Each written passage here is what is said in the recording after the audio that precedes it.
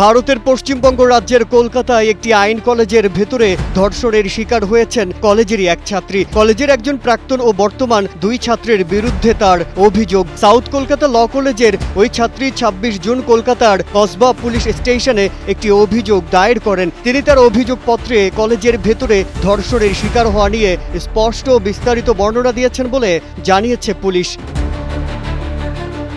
অভিযোগপত্রে ওই ছাত্রী বলেছেন, ২৫ জুন স্থানীয় সময় সন্ধ্যা ৭:৩০ থেকে রাত ১০টা পর্যন্ত ৩ ঘন্টার বেশি সময় ধরে তাকে যৌন নিপীড়ন করা হয়। ওই ছাত্রীর মেডিকেল পরীক্ষায় যৌন নিপীড়ন ও ধর্ষণের আলামত পাওয়া গেছে বলে জানিয়েছেন কলকাতা পুলিশের এক কর্মকর্তা। ওয়ালটন আবারও মিলিনিয়ার অফারে ওয়ালটন ফ্রিজ কিনে আপনিও হয়ে যেতে পারেন মিলিয়নিয়ার। মিলিনিয়ার ছড়াছড়ি দেশ জুড়ে, এটা শুধু ওয়ালটনই পারে।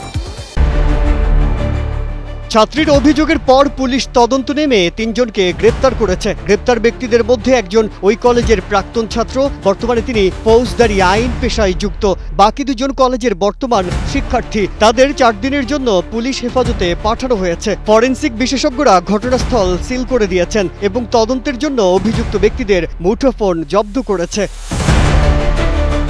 সাউথ কলকাতা ল কলেজের ওই ছাত্রী ২৬ জুন কলকাতার কসবা পুলিশ স্টেশনে একটি অভিযোগ দায়ের করেন। তিনি তার অভিযোগপত্রে কলেজের ভেতরে ধর্ষণের শিকার হওয়া নিয়ে স্পষ্ট ও বিস্তারিত বর্ণনা দিয়েছেন বলে জানিয়েছে পুলিশ।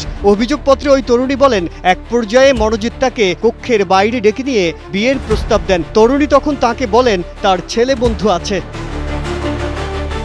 মনোজিতের সঙ্গে থাকা 2 ছাত্র তাকে জোর করে ইউনিয়ন কক্ষের ভেতর নিয়ে যান। এরপর 2 ছাত্র বাইরে পাহারা দেন এবং কক্ষের ভেতর মনোজিৎ ওই তরুণীকে ধর্ষণ করেন। তিনি বাধা দেওয়ার চেষ্টা করছিলেন, সে সময় তাকে হকি স্টিক দিয়ে মাথায় আঘাত করা হয়। মনোজিৎ যৌন নিপীড়নের সময়ের 2টি ভিডিও ধারণ করেন এবং সেগুলো দেখিয়ে তাকে ভয় দেখান।